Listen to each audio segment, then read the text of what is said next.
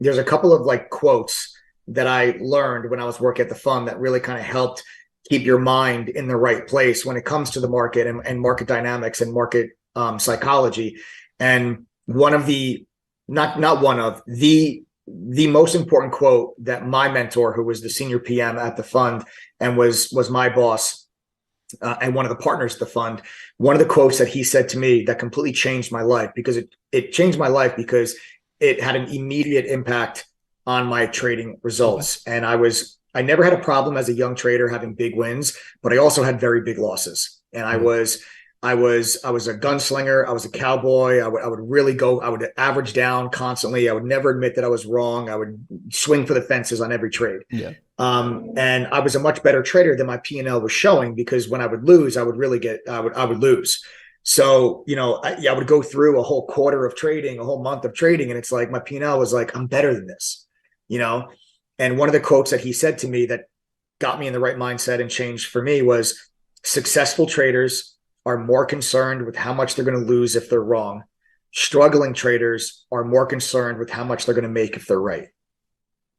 And that mentality got me to stop focusing on the potential upside and start worrying about the potential downside, because as a trader, you can't control how much you're going to make on a trade. Like Tesla's the perfect example. Like I bought Tesla on January 6th at $108.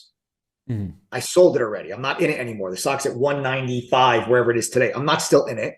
I sold it before they came out with earnings, but still caught like $30 or $40 a share. Like great trade, but I'm not like pissed off that I'm not in that trade anymore, because my job as a trader is just to identify a move and profit from that move. It's not to catch the bottom and then sell the top, right? But if I focus on how much I'm gonna make, I can't control how far Tesla's. I don't know if Tesla's going to go to 130, 150, 190, 210, 250. At some point, you've got to get off the train. And at some point, you got to take profit. Yeah, I can't control how far it's going to go, but I can control what if I'm wrong. What if I bought it at 108 and it went back to 100?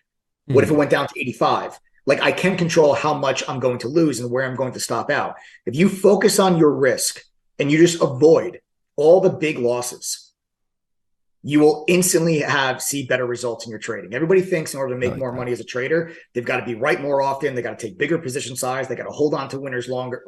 Wrong.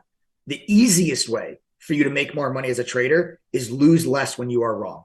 That is the easiest thing for a trader to fix. Sure, you want to be right more often. Sure, you want to stay in winning trades longer, but those things are a little bit harder to do. Okay. It's easy to lose less when you guys are wrong. And that really changed my trading. And then one more quote that really changed things for me to help prevent you from chasing. Ask yourself, if you were already in the trade, what would you be doing right now? If the answer is you'd be taking profit. Definitely. So let's say you bought Tesla at 110 and right now it's at 105. And someone's asking, hey, should I buy Tesla? Well, what if you were already in from 110? What would you be doing right now? Would you be taking profit? Then the answer is you're chasing. If a prior version of yourself would be selling the stock, why are you buying it now? That tells you that your emotions and your FOMO and your greed is taking over your decision making. Mm-hmm. Now, if you said to yourself, well, the stock still looks good, I'm maybe going to buy more, I'm going to hold. Well, then in that case, then okay, maybe you're not chasing then.